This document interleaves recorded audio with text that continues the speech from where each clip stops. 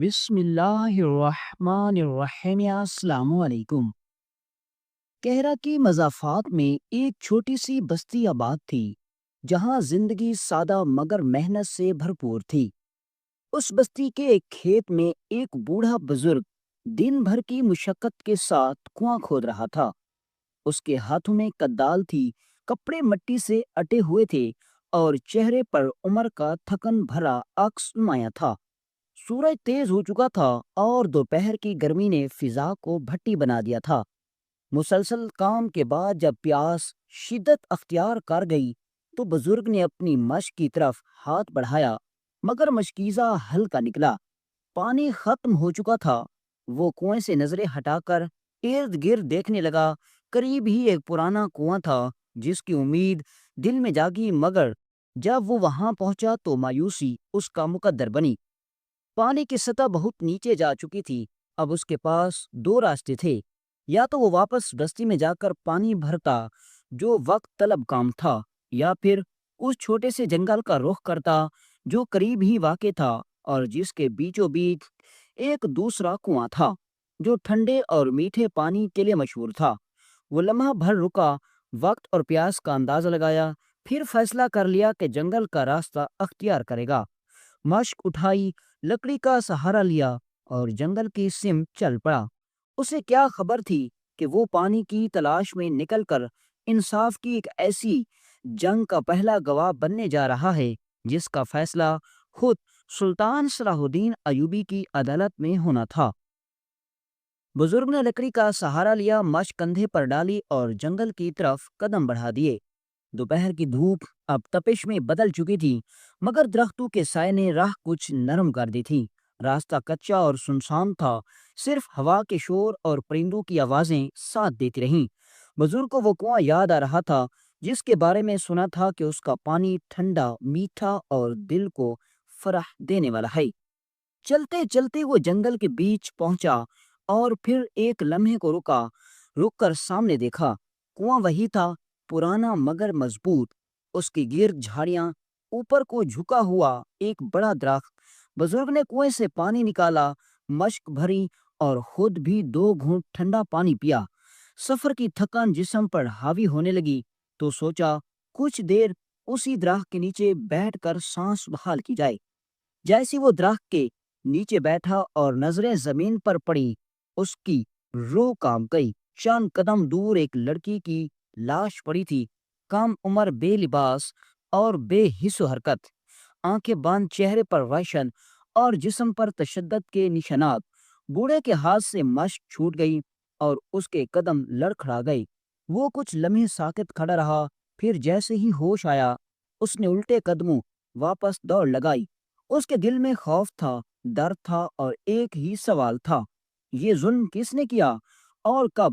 اب وہ سیدھا شہر کی طرف جا رہا تھا جہاں انصاف کی دہلیز تک وہ اپنی گواہی لے کر پہنچنا چاہتا تھا، خواہ اس کے لیے جان ہی کیوں نہ دینی پڑے۔ جنگل سے نکل کر وہ بوڑھا تھکے قدموں کے ساتھ شہر کی طرف دوڑتا رہا، جیسے اس کے پاؤں کے نیچے زمین نہ ہو بلکہ آگ لگی ہو اور اس کا سینہ اس لاش کا بوجھ اٹھائے چیخ رہا ہو۔ سورج ڈھلنے کے قریب تھا، بستیوں کی گلیوں میں سناٹا چھایا تھا اور بزرگ سیدھا شہر کے قاضی کی عدالت کے دروازے پر پہنچا۔ سانسیں بے قابو تھیں، دل ہتھوڑی کی طرح دھڑک رہا تھا، مگر زبان پر صرف ایک ہی فکرہ تھا، انصاف چاہیے ابھی ابھی۔ دروازہ کھٹکھٹایا، پہرے دار باہر نکلا اور بوڑھے کی حالت دیکھ کر چونک گیا۔ قاضی سے ملنے کی درخواست کی، مگر چند لمحوں بعد اندر سے جو خبر ملی وہ بزرگ کے قدموں سے زمین کھینچنے جیسی تھی۔ قاضی صاحب تو 3 دن کے لیے دوسرے شہر روانہ ہو چکے ہیں۔ بزرگ کی آنکھوں میں مایوسی کا سمندر اتر آیا۔ ایک لمحے کو اس کی نظریں خالی ہو گئیں، جیسے اندر کوئی جنگ لڑی جا رہی ہو۔ پھر اچانک جیسے بجلی کوندی ہو، اس نے گردن سیدھی کی اور آنکھوں میں ایک چمک پیدا ہوئی۔ اگر قاضی نہیں تو سلطان صحیح۔ اس کی آواز بھرا گئی، مگر ارادہ فولاد بن چکا تھا۔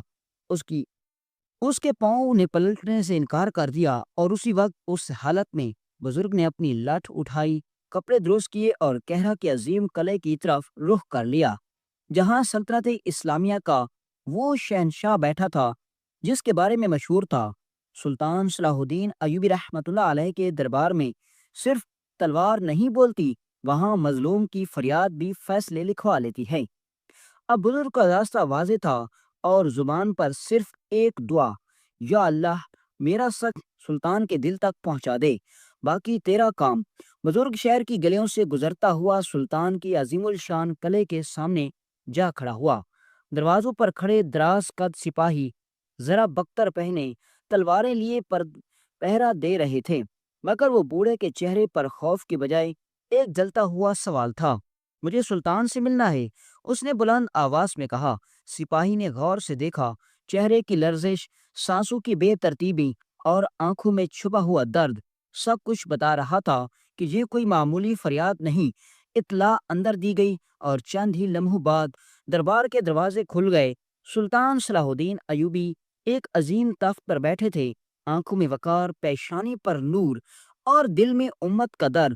بوڑھا دربار کے بیچ پہنچا اور صرف اتنا کہا، سلطان معظم، ایک معصوم لڑکی کو درندوں نے نوچ کر مار ڈالا ہے اور انصاف اب آپ کے ہاتھ میں ہے۔ دربار میں لمحے بھر کے لیے خاموشی چھا گئی۔ سلطان کے چہرے پر سنجیدگی اتر آئی۔ اس نے سپاہیوں کی طرف دیکھا اور ایک ہی جملہ کہا جو پورے کہرہ میں گونج گیا، فوراً لاش کو محفوظ کرو، جے وقوع کی ہر گھاس، ہر پتھر سے سوال کرو، اور وہ درندہ جو چھپا بیٹھا ہے اسے ڈھونڈ نکالو، چاہے زمین کی تہہ میں کیوں نہ ہو۔ سپاہی بجلی کی طرح روانہ ہو گئے۔ دربار کے ہر رکن کی گردن جھک گئی۔ سلطان نے تخت سے اٹھ کر خود بوڑھے کے قریب آ کر کہا، اے بزرگ، تم نے اپنا فرض ادا کیا، اب دیکھو صلاح الدین ایوبی اپنی امت کی بیٹی کے لیے کیا کرتا ہے۔ سپاہیوں کا دستہ جنگل کی طرف برق رفتاری سے روانہ ہوا۔ گھوڑوں کی ٹاپوں نے زمین کو لرزا دیا اور فضا میں صرف ایک حکم گونج رہا تھا، لاش کو فوراً ڈھونڈو، ہر شے کو محفوظ کرو۔ شام ڈھلنے کے قریب تھی اور سورج کے سرخ ہوتے سائے اس درخت پر پھیل چکے تھے جہاں وہ لاش پڑی تھی۔ ایک نوخیز لڑکی آسمان سے انصاف مانگ رہی تھی، جس کی آنکھیں کھلی ہوئی تھیں، کپڑے چاک، جسم پر زخم اور خاموشی جو چیخ رہی تھی۔ سپاہیوں نے جے وقوع کو گھیر لیا۔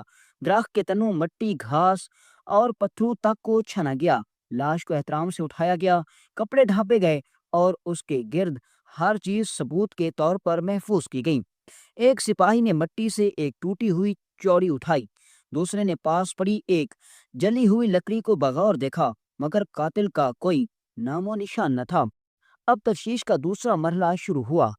گواہوں کی تلاش، قریب ہی لکڑیاں کاٹتے دو افراد ملے، ان سے پوچھ گچھ کی گئی، لیکن وہ آنکھیں چرا کر خاموش ہو گئے۔ ایک قریبی بستی میں جا کر قبیلے والوں سے سوالات کیے، لیکن ہر زبان بند، ہر چہرہ سپاٹ، جیسے پورا قبیلہ سچ پر پتھر رکھے بیٹھا ہو۔ نہ کوئی آنکھ دیکھی، نہ کوئی کان سنے، نہ کوئی زبان بولی۔ سپاہی مایوسی کے ساتھ واپس دربار لوٹے۔ سلطان کے سامنے سر جھکا کر کہا، حضور، لاش مل گئی، ثبوت کمزور، گواہ خاموش، جیسے کسی نے خود وقت سے قتل چھپا دیا ہو۔ دربار میں سناٹا چھا گیا۔ سلطان خاموشی سے آسمان کی طرف دیکھتے رہے، جیسے دل میں یہ سوال گونج رہا ہو، جب امت کی بیٹیوں کے قاتل چھپ جائیں تو کیا زمین گواہی دے گی؟ دربار میں خاموشی چھائی ہوئی تھی۔ سپاہی مایوسی میں سر جھکائے کھڑے تھے اور سلطان کی نگاہیں دور خلا میں گم تھیں، جیسے ذہن وقت کے پردے چاک کر کے کسی حل کی تلاش میں ہو۔ اتنے میں بوڑھے بزرگ نے لرزتی مگر پرعزم آواز میں خاموشی توڑی۔ سلطان معظم، تمام نگاہیں اسی کی طرف اٹھ گئیں۔ جب میں نے لاش دیکھی، میں نے غور کیا کہ وہ جگہ سنسان تو تھی، مگر بالکل قریب ہی ایک کسان کی فصل لہلہا رہی تھی۔ وہ کھیت اس درخت سے اتنا دور نہ تھا کہ کوئی شور یا آہٹ نہ سنائی دے۔ سلطان نے چونک کر پوچھا، کیا تم یقین سے کہہ سکتے ہو کہ فصل اتنی نزدیک تھی؟ بوڑھے نے گردن ہلائی، جی، اور فصل بھی ایسی جس میں آدمی کا گزر محسوس کیا جا سکتا تھا۔ سلطان صلاح الدین ایوبی رحمۃ اللہ علیہ کی آنکھوں میں اچانک چمک آئی، تو جب درخت کے نیچے ایک معصوم لڑکی کا ظلم کا شکار ہو رہی تھی، اس وقت اس فصل کا مالک کہاں تھا؟ سلطان صلاح الدین ایوبی رحمۃ اللہ علیہ کی آنکھوں میں ایک خاموش تدبیر چمکنے لگی۔ وہ اٹھے، دربار میں کھڑے ہو کر بولے، سپاہیوں، فوراً ایک گدھا حاضر کرو۔ درباری حیران ہو گئے، کچھ کے چہروں پر سوال ابھرے، گدھے کا کیا کام ہے انصاف کے اس نازک موڑ پر؟ مگر سلطان کی بات پر سوال کی گنجائش نہ تھی۔ تھوڑی دیر میں ایک مضبوط عام سا گدھا دربار میں کھڑا تھا۔ سلطان نے اسے غور سے دیکھا، پھر فرمان جاری کیا، اس گدھے کو اس کسان کی فصل میں چھوڑ دو جو لاش کے قریب کھیت کا مالک ہے، اور یاد رکھو جو سب سے پہلے آ کر شکایت کرے اسے فوراً گرفتار کر کے میرے سامنے پیش کرو۔ سپاہی گدھے کو لے کر نکلے اور ہلکی دوپہر میں فصل کے کنارے چھوڑ دیا۔ گدھا خوشی خوشی آگے بڑھا ہری بھری فصل کی طرف۔ وہ چارہ کھانے لگا اور آسمان پر صرف ہوا کی سرسراہٹ سنائی دیتی رہی۔ لیکن زیادہ دیر نہ گزری تھی کہ ایک کسان چیختا ہوا دوڑا، کپڑے اترے، آنکھوں میں غصہ بھرا۔ کون ہے یہ گدھا؟ میری فصل برباد کر دی، کس نے چھوڑا اسے؟ سپاہیوں نے اسے وہیں دبوچ لیا اور لے آئے دربار میں۔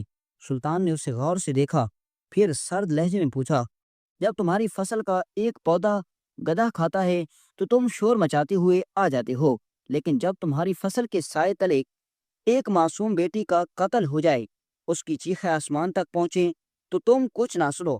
کسان کی سانسیں اکھڑ گئیں، چہرہ سفید پڑ گیا۔ حضور، میں تو ڈر گیا تھا۔ سلطان کی آواز گرجی، نہیں تم ڈرے نہیں، تم چھپے، اور جو چھپے وہ شریک جرم ہے۔ یہ پہلا نقاب تھا جو اترا۔ نہ گدھے نے بولا، نہ کسان نے چاہا، مگر سلطان نے تدبیر نے سچ اگلوا لیا۔ دربار میں سانسیں رک گئیں۔ سلطان صلاح الدین ایوبی رحمۃ اللہ علیہ کی نظریں کسان کے چہرے پر گڑی ہوئی تھیں، جیسے ان کے دل نے سچ کو پہلے ہی پہچان لیا ہو، بس زبان سے اقرار باقی ہو۔ کسان کی آنکھوں میں ہلچل شروع ہو گئی، وہ تھر تھر کانپنے لگا۔ حضور معاف کر دیجئے، میں نے قتل نہیں کیا، لیکن میں جانتا ہوں کہ کس نے کیا۔ سلطان ایک قدم آگے بڑھے، بول، سچ کہے، تیرے الفاظ اب انصاف کا دروازہ کھول سکتے ہیں۔ کسان نے گہرا سانس لیا اور اپنی آنکھیں بند کر کے وہ لمحہ یاد کیا جو اس کے ضمیر پر بوجھ بن چکا تھا۔ اس دن میں اپنی فصل میں تھا، اچانک شور سنا، درختوں کی اور سے چند نقاب ہوش نکلے، ایک لڑکی کو گھسیٹ کر لائے۔ میں خوفزدہ ہو کر چھپ گیا، وہ اس لڑکی پر ظلم کر رہے تھے، میں کچھ نہ کر سکا، بس کانپتا رہا۔ پھر انہوں نے اسے وہیں مار ڈالا۔ دربار میں سناٹا چھا گیا۔ سلطان نے گہری سانس لی اور پوچھا، کیا تو نے ان میں سے کسی کو پہچانا؟ کسان نے سر ہلایا۔ سب نے چہرے چھپا رکھے تھے، مگر ایک کا نقاب تھوڑا سا ہٹا تھا۔ اس کے چہرے پر دائیں جانب خنجر کا نشان تھا، گہرا سا زخم، پرانا، شاید بچپن۔ سلطان کی نگاہ تیز ہو گئی۔ یہی نشان مجرم کی گرفت کی کنجی بنے گی۔ انہوں نے سپاہیوں کو حکم دیا، پورے شہر میں ہر نوجوان کی تلاشی لو، شناخت کرو، بازار، چوراہے، کارواں سرائے، ہر جگہ دیکھو، جو اس نشان والا ہو وہی ہمارا شکار ہے۔ اب تاک سے انصاف کوٹ چکا تھا اور گلیوں میں سلطان کی آنکھیں اتر چکی تھیں۔ سلطان صلاح الدین ایوبی رحمۃ اللہ علیہ کے حکم شہر کی فضا میں بجلی کی مانند پھیل گیا۔ سپاہیوں کو اب صرف ایک نشان کی تلاش تھی، چہرے پر خنجر کا پرانا زخم، بازار، کارواں سرائے، مسجدوں کے صحن اور کامگاروں کے چبوترے، ہر طرف سپاہی چھان بین میں جت گئے۔ آخر ایک سپاہی کی نگاہ بازار کے ایک کونے پر جھکے ہوئے نوجوان پر جا ٹھہری، جو پتھر توڑ رہا تھا اور پسینے میں شرابور تھا۔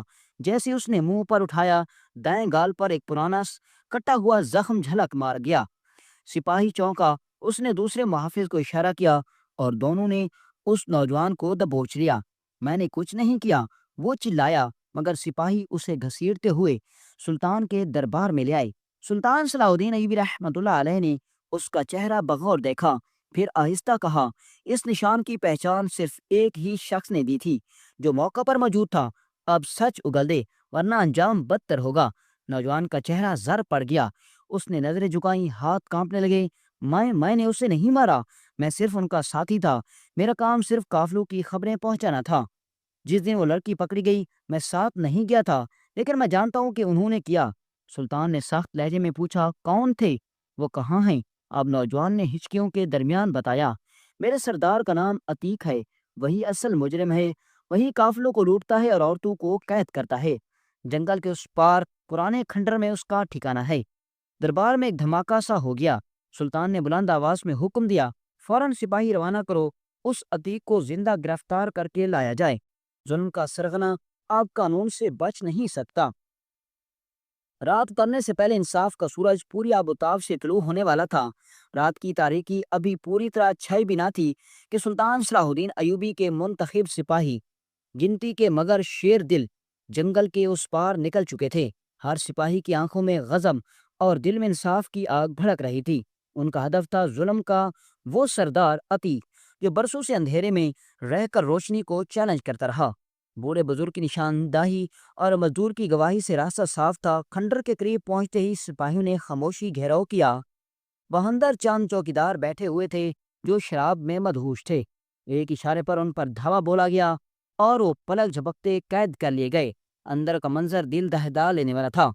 پھٹے پرانے کپڑوں میں قید کچھ خواتین، لرزتے بچے اور زخموں سے چور مسافر، یہ سب ظلم کی گواہی تھے۔ سپاہیوں نے جھٹ ان سب کو آزاد کیا اور انہیں تسلی دی کہ اب وہ سلطان صلاح الدین ایوبی کے سایہ رحمت میں ہیں۔ تبھی ایک دروازہ زور سے کھلا اور عتیق ظلم کا سردار دو محافظوں کے ساتھ نکل آیا۔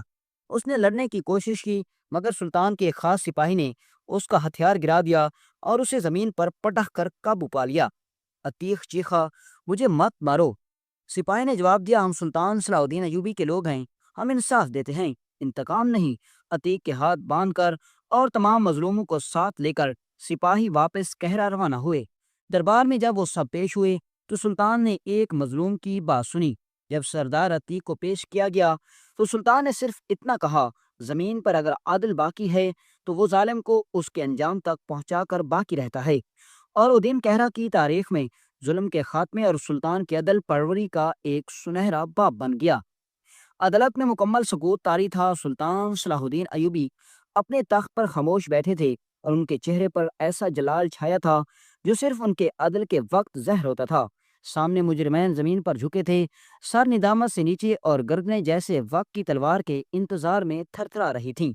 سلطان نے کھڑے ہو کر کہا، اے لوگو، یاد رکھو، جب رعایا بے خبر ہو جائے تو ظلم پن پڑاتا ہے، اور جب رعایا بولنے لگے تو ظلم کانپنے لگتا ہے۔ اگر وہ بوڑھا نہ بولتا تو شاید یہ لاش دفن ہو جاتی، مظلوم دفن ہو جاتا۔ پھر سلطان نے عتیق کو دیکھا اور کہا، تو نے نہ صرف انسانیت کا خون کیا بلکہ میرے رب کے قانون کو چیلنج کیا، اور تو عزت لوٹی، قافلے لوٹے اور معصوموں کو قید رکھا۔ اب تیرا انجام وہی ہوگا جو ہر ظالم کا ہوتا ہے۔ عبرت، عدالت میں اعلان ہوا، تمام مجرموں کو عوام کے سامنے سزا دی جائے گی تاکہ ظلم کا انجام سب کے لیے مثال بنے۔ مجرموں کو قید سے باہر لے جایا گیا جہاں شہر کے لوگ جمع تھے، ان میں وہ مظلوم بھی شامل تھے جنہیں ان درندوں نے قید رکھا تھا۔